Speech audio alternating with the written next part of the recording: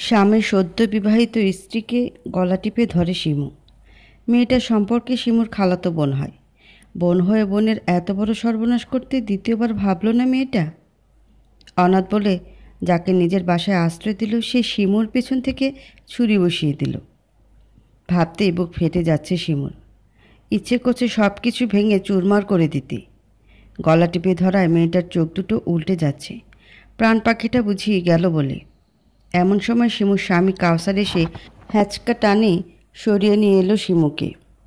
সাথে গালে একটা চর বসিয়ে দিল। গালে হাত দিয়ে মাথা তুলে তাকায় শিমু। সামনে স্বামী নামক মানুষটাকে দেখতে পেয়ে দুনিয়া যেন অন্ধকার হয়ে গেল তার। এই মানুষটাই কি তার প্রাণপ্রিয় স্বামী? না না, এ হতে পারে না। তার স্বামী তো আজ পর্যন্ত তার গায়ে হাত তুলে নেই, তবে আজ কি করে তুলবে? সে নিশ্চয়ই একটা ঘোরের মধ্যে আছে, তাই সব ভুলভাল দেখছে। কিন্তু সুমুকে ভুল প্রমাণিত করে কাউসার বলে উঠল, আম্মা ঠিক কথাই বলেছিল। তুমি আসলে একটা অমানুষ, তা না হলে কারো গলা টিপে ধরতে পারে? ছি, তোমার চেহারা দেখলে ঘৃণা লাগছে আমার। কাউসারের আম্মা নাহার বেগম সাথে তাল মিলিয়ে বললেন, আমার কথা যদি আগে শুনতি রে বাপ, আজ তোর কপাল পুড়ত না, এতদিন 2-4 জনের বাপ হইয়া যাইতি। এদিকে রেশমা মানে শিমুর খালাতো বোন শিমুর কাছ থেকে ছাড়া পেয়ে কাশতে কাশতে দম বেরিয়ে যাওয়ার উপক্রম। আর একটু হলে হয়তো শেষ নিঃশ্বাস ত্যাগ করত। চোখ দুটো লাল রঙা হয়ে গেছে, পানি পড়ছে অঝরে। মৃত্যু ভয় কাবু করে ফেলছে যেন। নিস্তেজ শরীরটা মাটিতে বসে পড়ল।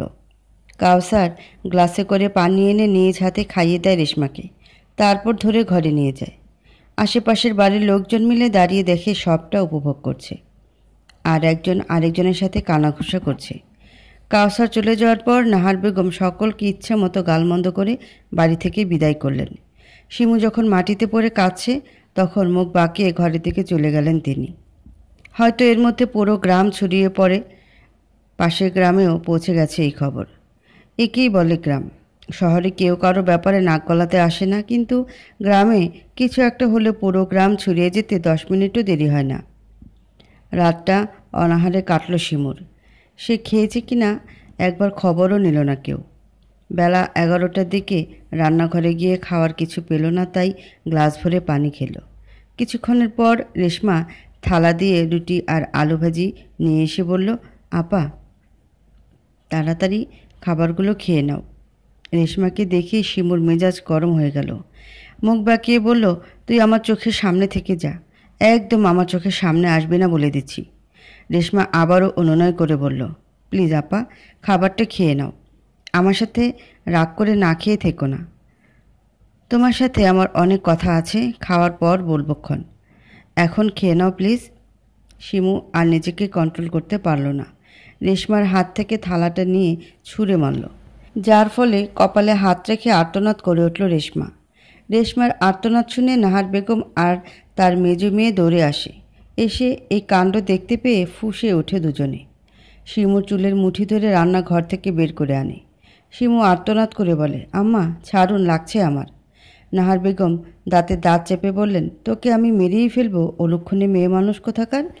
তোর সাহস কী করে হলো আমার বউয়ের গায়ে হাত তোলার? কাল রবি ছেড়ে দিল বলে ভেবেছিস আমি তোকে ছেড়ে দিব? কখনো না। কাউসারের বোন রুমি একটা লাঠি নিয়ে হাতে ধরিয়ে দিয়ে বলল, আম্মা এটা নাও। তারপর লাঠি দিয়ে আঘাত করে শিমুকে। শিমু আল্লাহ বলে চিৎকার করে উঠলে আশেপাশের মানুষ দৌড়ে আসলেও কেউ সাহস পায়নি এগিয়ে যাওয়ার। নাহার বেগমকে সবাই চেনে। এখন যদি কেউ এগিয়ে আসে তবে তাকে ছেড়ে কথা বলতে দ্বিধা করবে না নাহার বেগম। তাই নিজেদের সম্মান রক্ষার্থে কেউ এগিয়ে গেল না। রেশমা কয়েকবার চেঁচিয়ে বলেছে, আম্মা আপাকে মারবেন না, কিন্তু কে শোনে কার কথা? এতদিনে সব শোধ তুলছেন নাহার বেগম, তাই কারো কথা শুনবেন না তিনি। যেদিন থেকে শুনেছেন শিমু কোনোদিন মা হতে পারবে না, সেদিন থেকে শিমু তার দুচক্ষের বিষ হয়ে উঠেছে। এতদিন শুধু সুযোগের অপেক্ষায় ছিলেন, কবে ছেলেকে দ্বিতীয় বিয়ে করাবেন আর শিমুকে এ বাড়ি থেকে বিদায় করবেন। আজ সেই দিন এসেছে নাহার বেগমের। কাউসার মলের দোকানে বসেছিল, কেউ গিয়ে তাকে খবর দিতে দৌড়ে আসে। মায়ের এমন নির্মম অত্যাচার দেখে শরীরে লোম দাঁড়িয়ে যায় তার। দৌড়ে গিয়ে মায়ের হাত থেকে লাঠি ফেলে দিয়ে ক্ষিপ্ত রকচটা নয়নে তাকিয়ে বলল, আম্মা, তুমি আমাকে কি কথা দিয়েছিলে সব ভুলে গেছো? আমি কিন্তু বলেছিলাম তুমি শিমুর গায়ে হাত দেওয়া তো দূরের, চোখ রাঙিয়েও থাকবে না কখনো। আর তুমি কি করলে? অমানুষের মতো শিমুর গায়ে হাত তুললে। যদি এই ছিল তোমার মনে, তাহলে আমি কখনোই তোমার পাতা ফাঁদে পা দিতাম না। আমার বোঝা উচিত ছিল তুমি ভাঙবে তবু মচকাবে না। নাহার বেগমের মুখের উপর কথাগুলো বলে কাউসার শিমুকে ঘরে নিয়ে যায়। একটা বক্স বের করে তার থেকে মলম নিয়ে লাগিয়ে দিতে চায়। তখন কাঁদতে কাঁদতে শিমু মলমটা ছুঁড়ে ফেলে দেয় আর দাঁতে দাঁত চেপে বলে, আমার কাটা গায়ে নুনের ছিটা দিতে এসেছেন তাই না? চলে যান আমার চোখের সামনে থেকে। আপনার এই পাপী মুখটা আমি সহ্য করতে পারছি না। বের হয়ে যান বলছি। কাউসার অনেক বলেও মলমটা লাগাতে পারল না শিমুর গায়ে। তাকে বের করে দিয়ে দরজা বন্ধ করে দিল শিমু। স্তব্ধ ঘরে ফুপিয়ে ফুপিয়ে কান্নার শব্দ ক্রমে অসহ্য হয়ে ওঠে চারিদিক। ঘরে কেউ থাকলে শিমুর এই কান্না সহ্য করতে পারত না। কষ্টে তারও বুক ভার হয়ে যেত। মেয়েটার ফর্সা শরীরে মারের দাগগুলো কেমন ফুলে উঠেছে। কান্না করতে করতে চোখের কোল ভারী হয়ে উঠেছে। কিন্তু এই শরীরের ব্যথা তোয়াক্কা না করে ধীর পায়ে ঘর ছেড়ে বেরিয়ে কলপারে গিয়ে উত্তম রূপে অজু করে নিল। অজু করে এসে জায়নামাজে দাঁড়িয়ে গেল। এই পৃথিবীর কাউকে আর বিশ্বাস ভরসা করে না শিমু। একমাত্র আল্লাহ তাআলাই তার ভরসা। মনে যত কষ্ট সব কিছু ওই উপরওয়ালাকেই বলতে চায় সে। তাই আর দেরি না করে নামাজের সেজদায় লুটিয়ে পড়ে। সারা দিন গেল, এখন রাতটাও চলে যাচ্ছে। না রবিউল বাসায় ফিরেছে, আর না শিমু নিজের ঘর ছেড়ে বেরিয়েছে। সুখের সংসারটা যেন ডুবতে বসেছে। নাহার বেগম আর সুমি মিলে রেশমার কান ভারী করছে। তাকে বোঝাচ্ছে রবিউল যেন শিমুর আশেপাশে না ঘেঁষতে পারে। রেশমা যেন সেদিকে খেয়াল রাখে। না হয় শিমুর কথায় রেশমাকে ছেড়ে দিতে দ্বিতীয়বারও ভাববে না রবিউল। সকালবেলা 10:30 বাজে, তখনও শিমুর ঘরের দরজা বন্ধ দেখতে পায় রেশমা। কয়েকবার করাঘাত করেও যখন খুলছে না, তখন চিৎকার করে বাড়ির সবাইকে ডাকে। কিছুক্ষণ আগে রবিউল বাড়ি ফিরেছে। রেশমার আর্তনাদ শুনে দৌড়ে এসে সেও দরজার সামনে করাঘাত শুরু করে, কিন্তু ভেতর থেকে কোনো সাড়া শব্দ পাওয়া যাচ্ছে না। কাউসার শুকনো ঠোঁট জিভ দিয়ে ভিজিয়ে বলল, শিমু ভোরে নামাজ পড়তে উঠেছিল? রেশমা নত দৃষ্টিতে বলল, আমি আজকে ভোরবেলায় উঠি নাই বলে দেখতে পাইনি। রেশমার জবাবে কাউসারের মেজাজ আরও চড়া হলো। ভ্রু কুটিল করে আর অপেক্ষা না করে দরজা ভাঙার সিদ্ধান্ত নেয়। যা শুনে নাহার বেগম আর্তনাদ করে বলে, এই মেয়ে যবে থেকে আমার সংসারে এসেছে তবে থেকে আমার সংসারের অশান্তি শুরু হয়েছে। এখন আবার ঘর দুয়ার ভাঙা লাগতেছে। কাউসার এসবে কান না দিয়ে দরজা ভেঙে ফেলল। টিনের ঘর হওয়াতে সহজেই ভাঙা গেল। ভেতরে ঢুকে দেখা গেল শিমু জ্ঞান হারিয়ে জায়নামাজে পড়ে আছে। শরীর জ্বরে পুড়ে যাচ্ছে। কাউসার শিমুকে তাড়াতাড়ি বিছানায় শুয়ে দিতে রেশমা তাড়া দিয়ে বলল, দ্রুত গিয়ে বালতি ভরে পানি নিয়ে আসেন, এক্ষুনি মাথায় পানি দিতে হবে। কাউসার দৌড়ে গেল পানি আনতে। রেশমা শিমুর পাশে বসে ভেজা চোখে বলল, আপা, তোমার শরীর খারাপ, একটা বার বললে না কেন? আপা, চোখ খুলে তাকাও না গো। কাউসার বালতি দিয়ে পানি নিয়ে আসলে রেশমা মাথায় পানি দিতে শুরু করে। প্রায় আধা ঘন্টা পরেও যখন জ্ঞান ফিরে আসে না, তখন কাউসার ডাক্তার আনতে বাজারে যায়। ডাক্তার শিমুকে চেক আপ করে বললেন, রোগীর অবস্থা ভালো নয়, জ্বর অনেক বেশি, বেশি বেশি মাথায় পানি দিতে হবে। এই অল্প পানিতে হবে না। তারপর একটা ইঞ্জেকশন দিয়ে কিছু ওষুধপত্র লিখে দিলেন। বললেন জ্ঞান ফিরে আসলে ওষুধগুলো যেন খাওয়ানো শুরু করা হয়। শিমু যখন জ্ঞান ফিরে তখন অস্ফুট গলায় বলে, রেশম, তুই কি করে পারলি বোন? বোন হয়ে বোনের এত বড় সর্বনাশ করতে তোর বিবেকে বাধে নাই বোন? তুই তো এমন ছিলি না। আমার অন্তরটা ছিঁড়ে যাচ্ছে রে, খুব কষ্ট হচ্ছে, সইতে পারতেছি না রে। শিমুর কষ্ট দেখে মুখে ওড়না চেপে কেঁদে ওঠে রেশমা।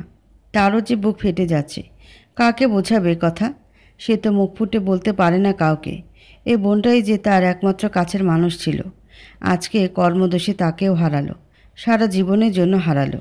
ডাক্তারের কথা মতো কাউসার পাশের গ্রাম খুঁজে বেরিয়ে একটা মাটির কলসি জোগাড় করে নিয়ে এলো। গ্রামে কারো গুরুতর জ্বর আসলে মাটির কলসিতে পানি ভরে মাথার উপরে ঝুলিয়ে রাখা হয়। তারপর কলসির নিচে যেই ফুটো করা থাকে সেই ফুটো দিয়ে ঝিরঝির করে মাথায় পানি পড়ে। এতে করে হাত দিয়ে পানি দেওয়ার প্রয়োজন হয় না। পানি নিচ থেকে পড়তে থাকে দিনভর। শুধু কলসির পানি শেষ হলে আবার দিয়ে দিলেই হয়। খালের পাড়ে সবুজ ঘাসের উপর বসে আছে কাউসার। এই নিরিবিলি জায়গাটা শিমুর ভীষণ প্রিয়। অবসর সময় প্রায়ই কাউসার শিমুকে নিয়ে এখানে এসে একাকী সময় অতিবাহিত করত। আজ পাশে শিমু নেই বলে ভেতরটা পোড়াচ্ছে। কেমন শূন্য শূন্য লাগছে চারিদিক। আজকাল মাথাটা কেমন যেন লাগে কাউসারের। সব কথাও যেন মনে থাকে না তার। কী যে হয়েছে আজকাল বুঝতে পারছে না সে। রেশমা শিমুর পাশে থেকে সেবা যত্ন করে চলেছে।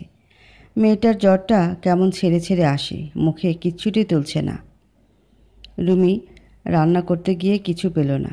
নিজে নিজে বলতে লাগলো, আমার হয়েছে যত জ্বালা। আমি কেন হাত পুড়িয়ে রান্না করতাম? দুইটা বউ থাকতে দুইটাই অকর্মা হয়েছে।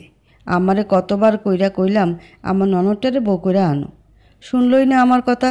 আমিও যামুগা ও বাড়ি, তখন দেখমু আম্মা কেমনে রান্নাবান্না সামলায়। বলতে বলতে কাউসারের কাছে এসে বলল, ভাই শিগগির বাজারে যা, বাজারে গিয়া বাজার সদাই কইরা লই আয়। ঘরে কিছু নাই, আমি রান্ধুম কি? বোনের কথা কাউসার শার্টের পকেটে হাত রাখল। পকেট থেকে টাকা বের করে গুনে দেখল মাত্র 80 টাকা আছে। এই টাকা কি আর বাজার সদাই করবে? দুশ্চিন্তা পড়ে যায় সে। আজকে কিছুদিন যাবৎ কাজে না যাওয়ার ফলে এই দুরবস্থা তার।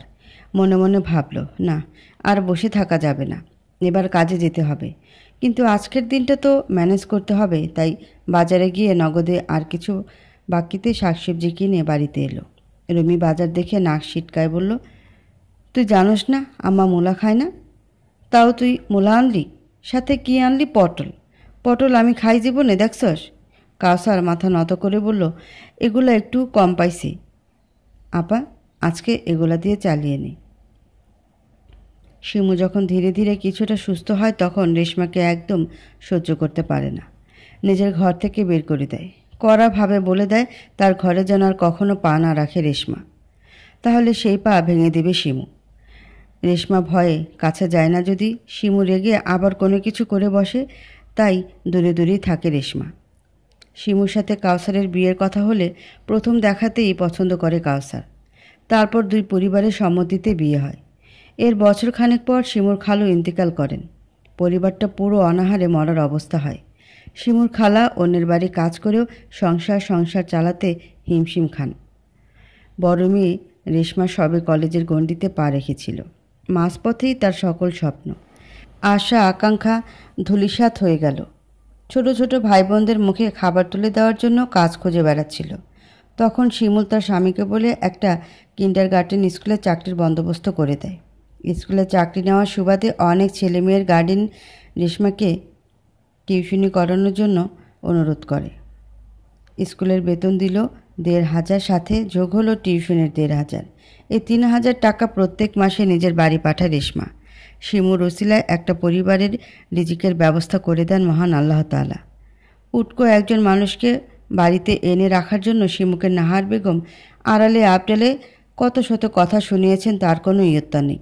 শুধু কাউসার শিমুর পাশে ঢাল হয়ে থেকেছে বলে উচ্চস্বরে কিছু বলার সাহস পাননি নাহার বেগম। আজকে উপকার করে এই তার প্রতিদান পেল শিমু। হয়তো এই জন্যই আল্লাহ তাআলা দুলাভাইয়ের সাথে শালিকাদের পর্দা ফরজ করেছেন। আমাদের সমাজে একটা প্রচলিত প্রবাদ আছে, ভাবি হলো মায়ের মতো। ভাবি তাই দেবরের সামনে পর্দার কোনো প্রয়োজনীয়তাই মনে করে না। দেশে বহুল প্রচলিত আরেকটি প্রবাদ হলো, স্বামী আমার যেমন তেমন, দেবর আমার মনের মতন। আস্তাগফিরুল্লাহ।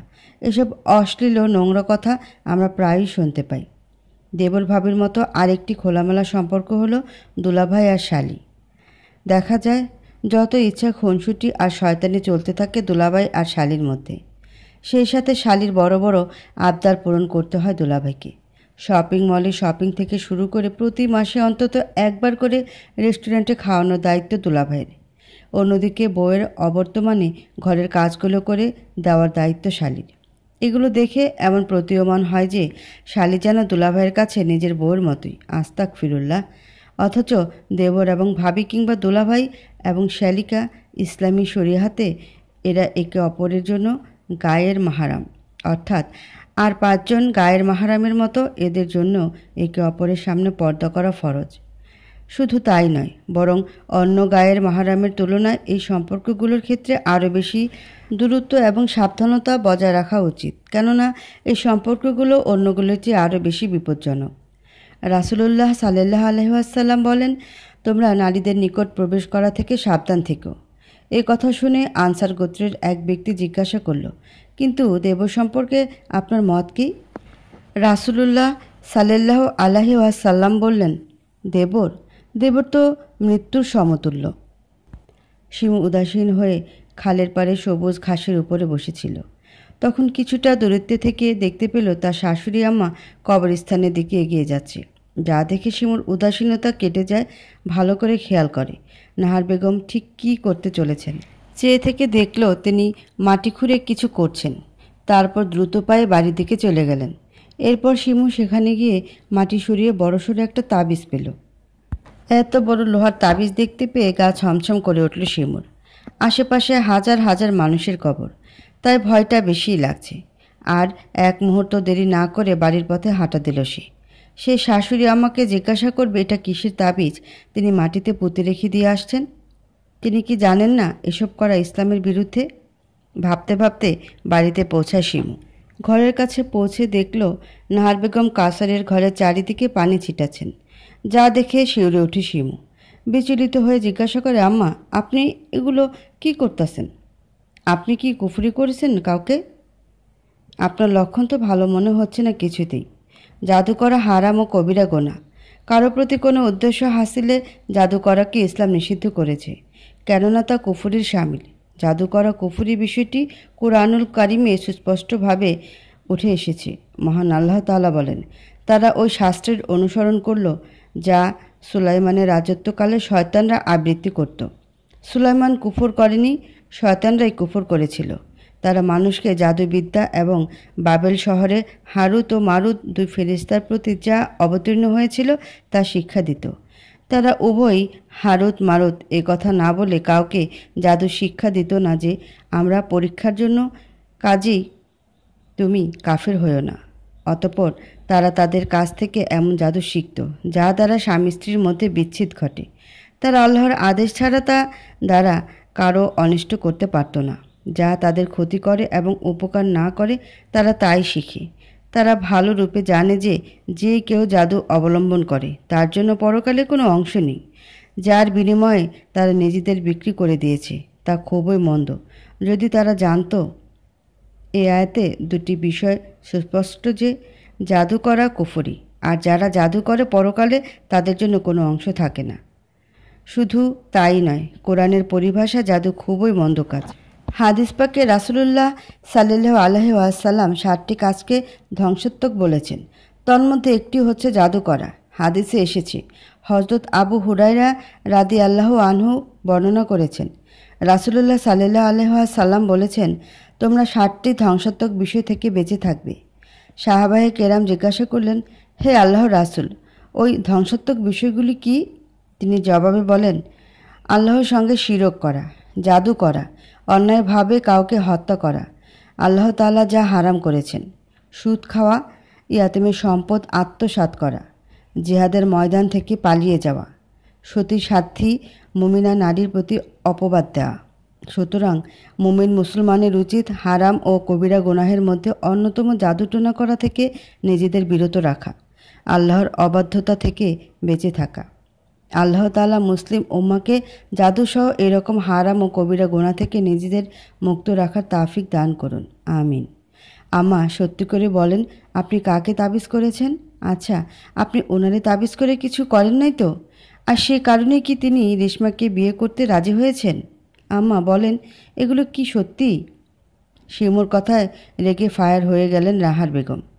চিৎকার চেঁচামেচি করে কাউসারকে ডেকে বললেন, বাপ, দেখা যা তোর বউ আমারে কী সব কইতাছে। আমি বলে তারে জাদুটোনা করছি। হায় আল্লাহ, এসব হুননের আগে আমার মরণ হয় না কেন? নাহার বেগমের আর্তনাদ শুনে রুমি দৌড়ে এলো। এসে বলল, আম্মা, কি হইছে? এমনি চেঁচাইতেছো কেন? আমি কি আর সাধে চেঁচাই? আমারে হেতি কয়, আমি বলে তোর ভাইরে তাবিজ করছি। মায়ের কথা শুনে খানিকটা দমে গেল রুমি। কম্পিত গলায় বলল, এই কথা ক্যারে মনে হইল তেনার? তারপর মায়ের কানের কাছে ফিসফিস করে বলল, আম্মা তুমি কি দেখাইয়া কিছু করছো নাকি? নইলে কেমনে জানলো? নাহার বেগম কাপা কণ্ঠে বললেন, কই না তো, কখন দেখব? আমি তো সাবধানেই করলাম। আর এই পানিগুলান ছিটানোর সময় দেখছে নাকি কে জানে। এই মায়া তো চালাকের চহিদার। এই পানি দেখেই মনে হয় এগুলান কইতাছে। দুজনের ফুসুর ফুসুর কথার মাঝে শিমু বলল, কি আম্মা বলেন, আপনি কাকে তাবিজ করেছেন? আমি কিন্তু আপনার ছেলেকে সব বলে দেব। নাহার বেগমের ভিতরে ভয় থাকলেও বাহিরে প্রকাশ করলেন না। বাহিরে তেজ দেখিয়ে বললেন, তুমি কইবা কি? আমিই কইতাছি, শুধু কাউসার রে আইতে দাও। কাউসার আসলে কেঁদে কেটে বিচার দিলেন নাহার বেগম। বললেন, তার উপর মিথ্যা অপবাদ দিতে চাইছে শিমু। কাউসারকে বিয়ে দেওয়াতে তার উপর প্রতিশোধ নিতে এসব মিথ্যে বানিয়ে বানিয়ে বলছি। সব কিছু শুনে কাউসার শিমুকে জিজ্ঞাসা করল, এসব অপবাদ কেন দিছে সে? তখন শিমু হাতে মুঠো করা বড় তাবিজটা দেখিয়ে বলল, আপনি আম্মাকে জিজ্ঞাসা করেন আম্মা কেন এই তাবিজ কবরস্থানের মধ্যে পুঁতে দিয়ে এসেছেন। শিমুর হাতে তাবিজ দেখে কলিজায় পানি শুকিয়ে কাঠ হয়ে যাওয়ার উপক্রম হয়েছে নাহার বেগম আর রুমির। কাউসার তাবিজটা হাতে নিয়ে ঘুরিয়ে ঘুরিয়ে দেখল, তারপর ভ্রুকুচকে মায়ের দিকে তাকিয়ে বলল, আম্মা এসব কি? নাহার বেগম অস্বীকার করে বললেন, এসব কিছুই তিনি করেন নাই, শিমু বানিয়ে বলছে সব। কাউসার মায়ের কথা শুনে বলল, তোমার কাছে কোনো প্রমাণ আছে যে আম্মাই এগুলো করেছে? আমি নিজ চোখে দেখেছি, বিশ্বাস করেন আপনি? আমি খালপাড় বসেছিলাম, তখন দেখি আম্মা কবরস্থানে গিয়ে এই তাবিজটা মাটিতে পুঁতে দিচ্ছি। পাশের ঘরের কয়েকজন প্রতিবেশী ইতিমধ্যে হাজির হয়ে গেছেন। তার মধ্যে রহিমার মা ফিসফিস করে বললেন, কাউসারের মার এসব করার অভ্যাস আছে আমি জানি। আগেও কত দেখছি এসব জাদুটোনা নিয়ে, কত কবিরাজের কাছে দৌড়াইছি। শেষ বয়সে আইয়াও এগুলন করা শেষ হয় না তার। এদিকে নাহার বেগম পুরো দমে অস্বীকার করছেন যে তিনি এসব কিছু করেননি। শিমু সব বানিয়ে বানিয়ে বলছেন তার উপর প্রতিশোধ নেওয়ার জন্য। কাউসার মায়ের কথা শুনে শিমুকে বলল, আমার মাথা খারাপ লাগছে, এসব তাবিজ টাবিজ চিন্তা বাদ দাও। রোজ রোজ এসব ঝগড়া ভালো লাগে না। তোমার কাছে যেহেতু কোনো প্রমাণ নেই, সেহেতু আমি কিছু বলতে পারছি না। আমাকে একটু শান্তি দাও প্লিজ, না হয় তোমাদের শান্তিতে থাকতে দিয়ে আমি একদিকে চলে যাই। তারপর গটগট করে বাড়ির বাইরে মোড়ের দিকে চলে যায় কাউসার। রেশমা বাচ্চাদের পড়িয়ে এসে লোক জড়ো হওয়া দেখে বলল, কি হয়েছে আপা, সবাই এখানে দাঁড়িয়ে কি করছে? ওনাকেও দেখলাম ব্যস্ত পায়ে হেঁটে যেতে। শিমু কথার জবাব দিল না, রেশমাকে ধাক্কা দিয়ে সরিয়ে নিজের ঘরে চলে গেল। যা দেখে নাহার বেগম ভ্রুকুটি কুটিল করে বললেন, মুখপুরি, ওই মাইয়া তোর সাথে খারাপ আচরণ করে, এরপরও সায়দা সায়দা কথা কইতে যাস কেন? আয় আমার সাথে। তারপর রেশমাকে নিজের ঘরে নিয়ে গিয়ে বললাম, শোন, আজকে যা করার করবি। কাউসারকে হাত করার সুযোগ এসে গেছে। আর এই তাবিজটা কাউসারের বিছানার তলে রেখে দিবি। রাতের বেলা কাউসার যখন ঘরে যাইব, তখন রুমি যাইয়া দরজা বাইরের দিকে বন্ধ করে দিব। তুই যা করার আইজই করবি। শিমুর বাবা মা দুজনেই নিয়ে যেতে আসে শিমুকে। শিমুর মা মজিদা ভানু প্রথমে এসেই রেশমাকে আচ্ছা মতো গালমন্দ করেছেন। তখন রেশমা বলে, খালাম্মা, আপনার মেয়ে তার স্বামীকে একটা সন্তান দিতে অক্ষম, আর তাই এই পরিবারের কথা চিন্তা করে আমি বিয়েটা করেছি। এখন যদি আপনারা শুধু আপনাদের মেয়ের কথা চিন্তা করেন, তাহলে আমার কিছু বলার নাই। মজিদা ভানু চাপার আগে গনগনে গলায় বললেন, রাস্তা থেকে উঠিয়ে এনে আমার মেয়ে তোকে জায়গা দিছিল, আর তোর এখন চ্যাটাং চ্যাটাং কথা হয়েছে না? মনে রাখবি, অন্যের সুখ কেড়ে নিয়ে কখনো সুখী হওয়া যায় না। আমি তোকে অভিশাপ দিচ্ছি, তুই অচিরেই বিনষ্ট হবি। নাহার বেগম আর সহ্য করতে পারলেন না, তেরে আসবেন তখনই শিমু তার মাকে টেনে ঘরে নিয়ে যায়। মজিদা ভানু রেগে হাত ঝাড়া দিয়ে বললেন, শিমু, তুই আমাকে টেনে আনলি কেন? আজকে ওই মহিলার মুখ বাঁকিয়ে দিতাম আমি। শুধুমাত্র তোর জন্য এতগুলো দিন চুপ করেছিলাম আমি।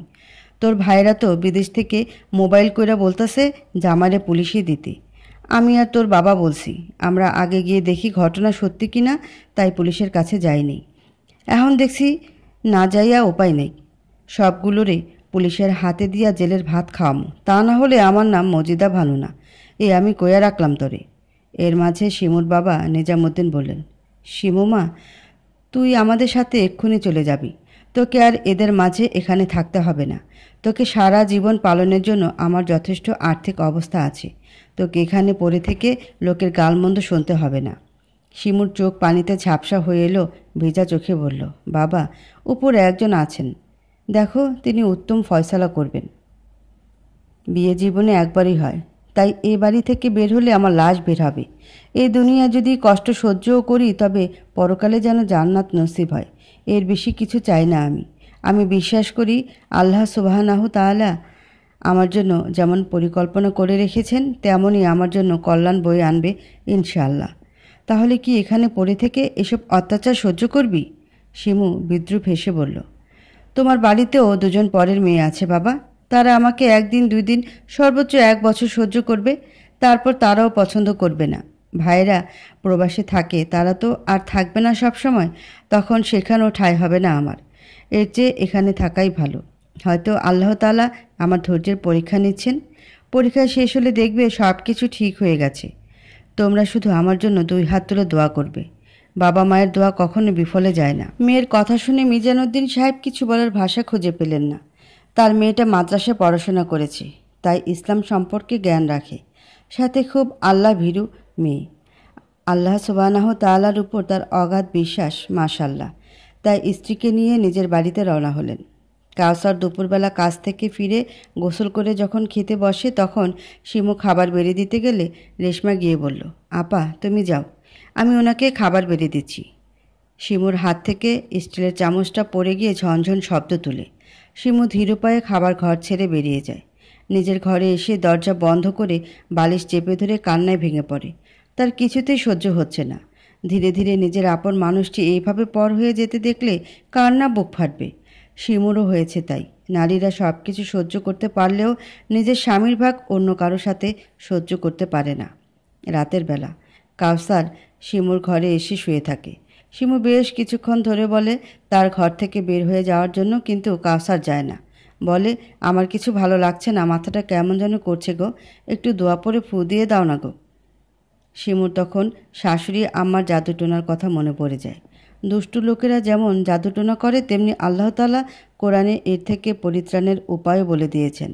যারা জাদু আক্রান্ত হয়েছে তারা তো বটেই, তাদের সাথে সবারই জাদু এবং জিন শয়তানের ক্ষয়ক্ষতি থেকে বাঁচার জন্য রাসূল সাল্লাল্লাহু আলাইহি ওয়াসাল্লামের শিখিয়ে দেওয়া আমলগুলো যত্ন সহকারে করা উচিত।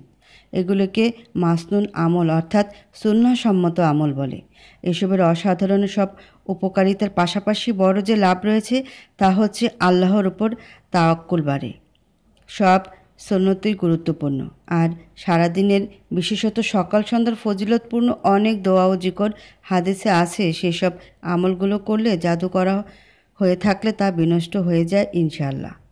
শিমু দোয়া পরে কাউসারকে ফু দিতে উদ্যত হলে এমন সময় রেশমা এসে দরজায় টোকা দিয়ে বলল, কাউসার তুমি কি এখানে? আমি তোমাকে কোথায় কোথায় না খুঁজে বেড়াচ্ছি। তাড়াতাড়ি আমার ঘরে আসো তো, জরুরি কাজ আছে। রেশমার কথা শুনে বিরক্তিতে ভ্রু কুঁচকে গেল কাউসারের।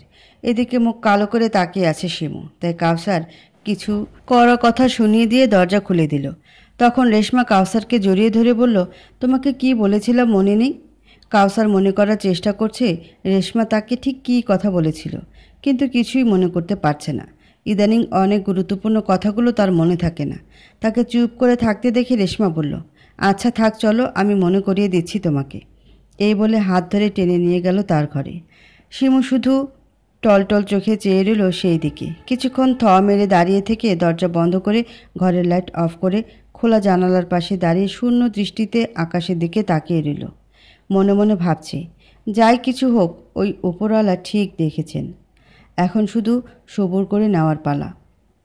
এর পরের দিন সকালবেলা রেশমা সকাল সকাল গোসলখানা থেকে গোসল করে বের হয়ে আসলে শিমুর সামনে পড়লে মাথা নুয়ে উঠোনে চলে যায় রশিতে কাপড় ছড়ানোর জন্য। যা দেখে শিমুর আর বুঝতে বাকি থাকে না ঠিক কী হয়েছে। ঘরে দৌড়ে মাটিতে বসে পড়ল শিমু। তার আর কোনো সম্বল রইল না, এই ভেবে পাথর হয়ে গেল।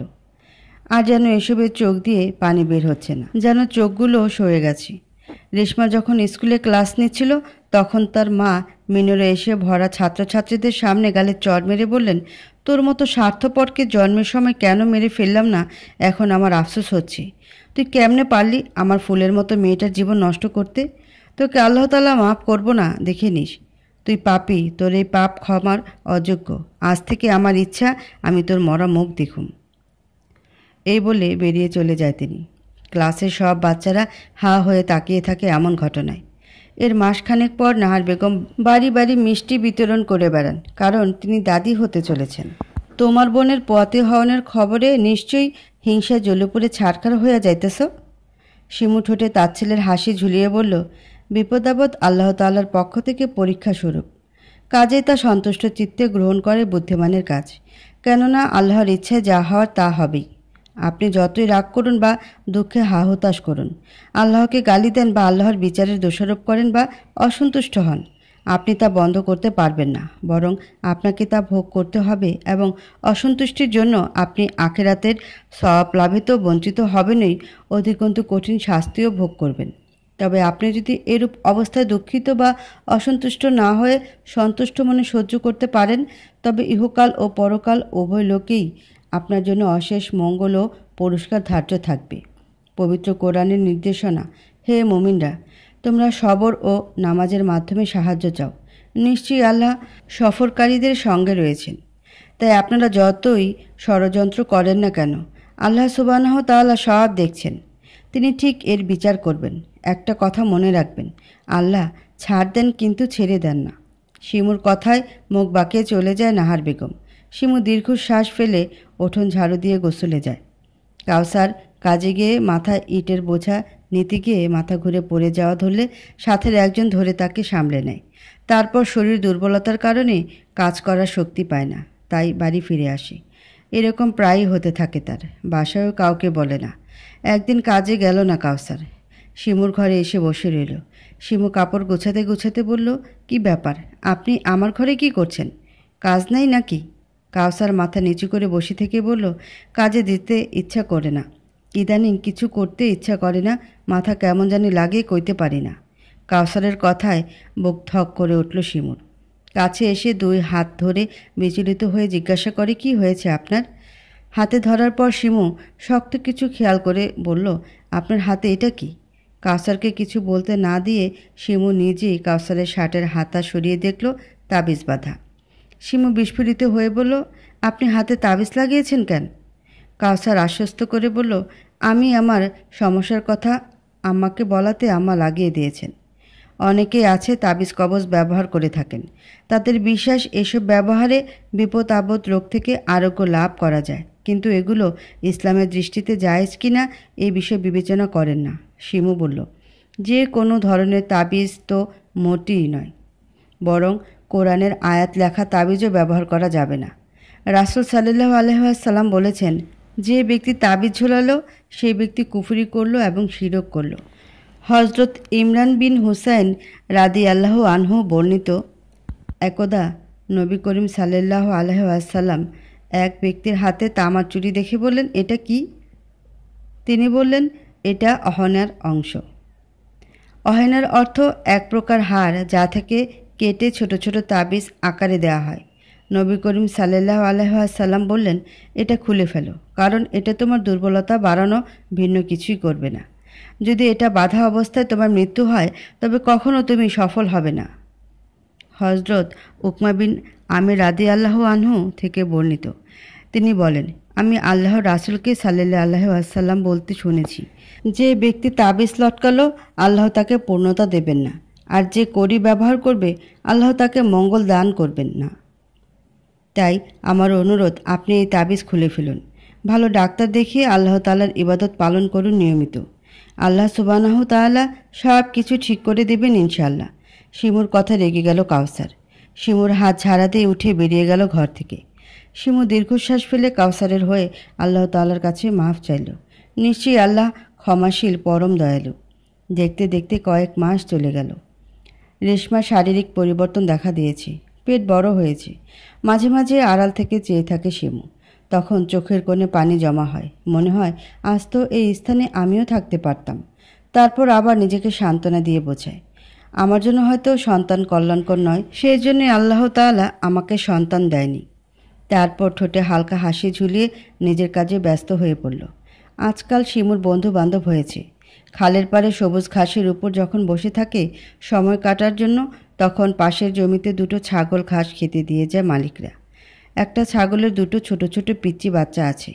তাদের মধ্যে একটিকে কোলে নিয়ে বসে আদর করে শিমু, তার সাথে নিজের দুঃখগুলো শেয়ার করে। ছাগল ছানাটা চুপটি করে শুনে থাকে শিমুর কথাগুলো, যেন সে সব বুঝতে পারছে। তার মায়াবী কাজল কালো চোখে চেয়ে থাকে অপলক। মানুষের থেকে এই অবুঝ প্রাণীগুলো অনেক ভালো হয়, এরা কখনো বিশ্বাসঘাতকতা করে না।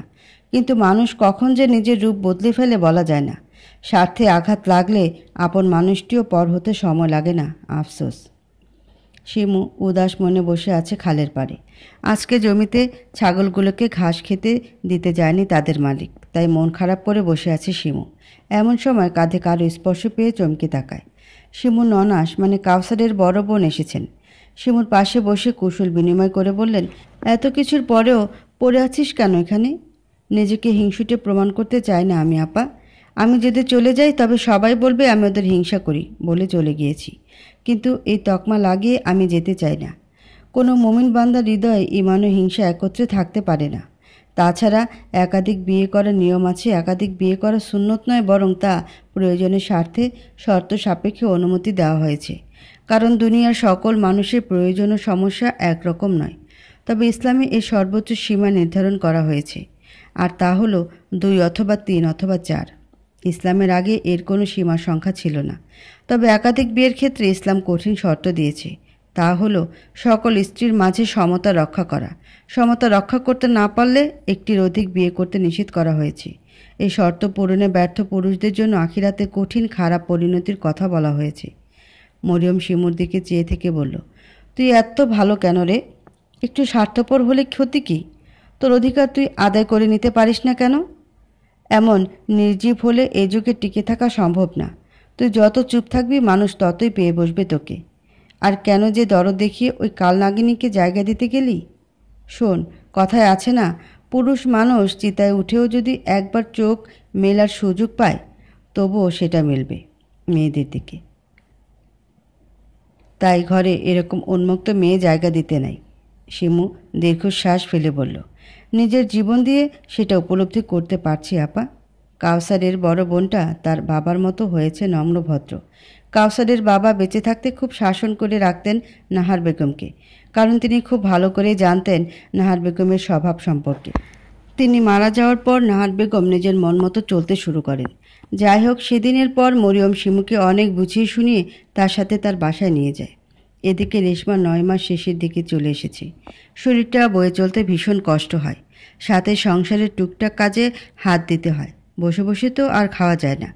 দুপুরবেলা যখন গোসল করে ঘরে যাচ্ছিল তখন ঘরের সামনে উঁচু মাটির ঢেলনা থেকে পড়ে গিয়ে ভীষণ চোট পায়। আর্তনাদ করে উঠলে কাউসার, নাহার বেগম সবাই দৌড়ে আসে। এসে দেখে রক্তের বর্ণা বয়ে যাচ্ছে। অবস্থা খারাপ দেখে দ্রুত হাসপাতালে নিয়ে যায় রেশমাকে। ডাক্তার সিজারিয়ান করে বাচ্চাকে বাঁচাতে পারলেও মাকে বাঁচাতে পারল না। শীতের মৌসুম, রোদে বসে কাজ করার মজাই আলাদা। শিমু রোদে বসে শীতল পাটে বুনছে। তখন তার ছোট্ট ছেলে শিহাব চিৎকার করে কেঁদে উঠল। কিছুক্ষণ আগেই ঘুম পাড়িয়ে দিয়েছিল শিমু। এর মধ্যে তার ঘুম শেষ হয়ে গেছে। শিমু দৌড়ে গিয়ে কোলে তুলে নিল। আদর করে উঠোনে নিয়ে এসে বসে শিহাবকে নিয়ে। শিহাব মাকে পেয়ে কান্না ভুলে গিয়ে ফাঁকা মারি দেখিয়ে খলবলিয়ে হাসছে। বাচ্চাদের দাঁত ওঠার পূর্বের হাসিগুলো ভীষণ মিষ্টি হয়, যা দেখলেই আদরে ভরে দিতে ইচ্ছে করে। শিমু যখন ছেলেকে আদর করছিল তখন মিনুরা এসে বলল, শিমু দেখ তো, এই কাগজগুলো কোনো দরকারি নাকি? শিমু সকৌতুকে জিজ্ঞাসা করে, কোথায় পেয়েছেন খালা? মিনুরা বলল, ঘরদোর পরিষ্কার করতে যেয়ে পাইছি। তারপর শিমু শিহাবকে খালার কাছে দিয়ে কাগজগুলো হাতে নিল। প্রথম কাগজের টুকরোটা খুলে পড়ল। আপা, ওরা বলছে আমি যদি দুলাভাইকে বিয়ে না করি তবে ওরা দুলাভাইকে অন্যত্র বিয়ে দিয়ে তোমাকে এ বাড়ি থেকে বের করে দিবে। এখন আমি কি করব আপা? তোমাকে সারা বাড়ি খুঁজেও পেলাম না। তারপর তোমার শাশুড়ি বললেন তুমি নাকি তোমার বড় ননাসের বাড়ি গিয়েছো। আমাকে না বলে কেন গেলে আপা? এতটুকু পড়ে বাকি কাগজগুলো পড়ার কৌতূহল জেগে ওঠে শিমুর। একটা একটা করে পড়া শুরু করে। আপা, তুমি যে আমার কোনো কথাই শুনতে চাইছো না। তোমার সাথে যে আমার অনেক কথা বলার আছে গো আপা। আপা জানো, তোমার শাশুড়ি আম্মা আমাকে কী সব তাবিজ দিয়েছেন ওনার বালিশের নিচে রাখার জন্য। আমি এগুলো নিয়ে পানিতে ফেলে দিয়েছি। তুমি হয়তো এগুলোর কার্যকারিতা নষ্ট করতে পারতে, কিন্তু তুমি তো আমার কোনো কথাই শুনতে চাও না। আপা গো, আমাকে মাফ করে দিও। তোমার সাথে এরকমটা করতে চাইনি, কিন্তু তোমার শাশুড়ি আমা আর রুমি আপা আমাকে বাধ্য করায়। ভয় দেখিয়ে বলে আমি যদি ওনাকে তোমার থেকে দূরে না রাখি তবে তোমাকে এ বাড়ি থেকে বের করে দেবে। তোমার কারণে এ বাড়িতে আশ্রয় পেয়েছি, সেই তোমাকে এ বাড়ি থেকে বের করে দিতে দেই কী করে বলো তো? আপা, তোমার চোখের পানি আমার সহ্য হচ্ছে না গো আপা। আজকে তোমার এই কষ্টের কারণ যে শুধুই আমি যদি এই বাড়ি থেকে চলেও যাই তবুও তোমার কষ্ট দূর হবে না। সেই আবার ওনাকে বিয়ে দিয়ে অন্য কাউকে ঘরে তুলবে। জানি না কেন জানি ইদানিং উনি কেমন যেন হয়ে গেছেন। ওনার আম্মা যাই বলেন তাই শুনে, না হলে বলো উনি তো কখনোই আমার প্রতি দুর্বল ছিলেন না। আজকে জানলাম আমি মা হব। আমি মা হওয়া নিয়েই তোমার সব কষ্ট না আপা? তাহলে আর কয়েক মাস সবুর করো, তোমার সব কষ্ট দূর হয়ে যাবে ইনশাল্লাহ। তুমি বিশ্বাস করো আপা, এই বাচ্চাকে জন্ম দিয়েই আমি অনেক দূরে চলে যাব। আর কখনো তোমার সংসারে আমার ছায়াও পড়বে না, কথা দিচ্ছি। আপা, জানিস মা হওয়ার মধ্যেও না অন্যরকম সুখ আছে, যা এখন আমি উপলব্ধি করতে পারছি। খুব মায়া হচ্ছে বাচ্চাটার জন্য। আপা, বাচ্চাটাকে তোর সন্তানের মতো মানুষ করিস, দেখিস ও যেন তোর আদর্শে মানুষ হয়। ওরে কখনো বুঝতে দিস না যে ওর মা অন্য কেউ। আমার কথা কখনো বলিস না। আপা, ইদানিং আমার শরীরটা ভালো যাচ্ছে না রে। কেন যেন মনে হচ্ছে আমি আর বেশি দিন বাঁচব না রে।